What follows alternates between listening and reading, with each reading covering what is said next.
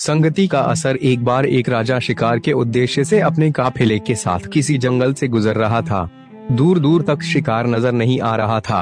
वे धीरे धीरे घनघोर जंगल में प्रवेश करते गए। अभी कुछ ही दूर गए थे कि उन्हें कुछ डाकुओं के छिपने की जगह दिखाई दी। जैसे ही वे उसके पास पहुंचे कि पास के पेड़ पर बैठा तोता बोल पड़ा, पकड़ो पकड़ो, एक राजा आ रहा है, इसके पास बहुत सारा सामान है, लूटो लूटो, जल्दी आओ जल्दी आओ। तोते की आवाज सुनकर सभी डाकू राजा की ओर दौड़ पड़े।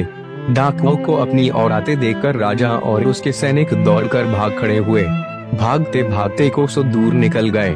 सामने एक बड़ा सा पेड़ दिखाई दिया।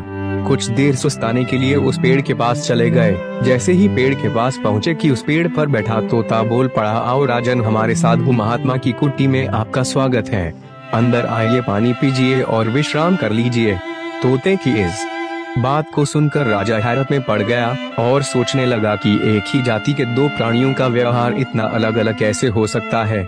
राजा को कुछ समझ नहीं आ रहा था।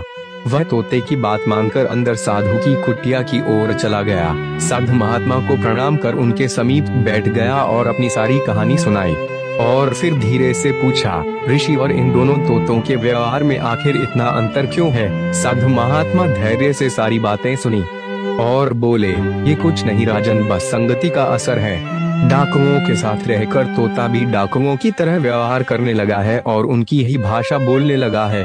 अर्थात जो जिस वातावरण में रहता है वे वैसा ही बन जाता है। कहने का तात्पर्य यह है कि मूर्ख भी विद्वानों के साथ रहकर विद्वान बन जाता है और अगर विद्वान भी मूर्खों के संगत में रहता है तो उसके अंदर भी मूर्खता आ जाती है।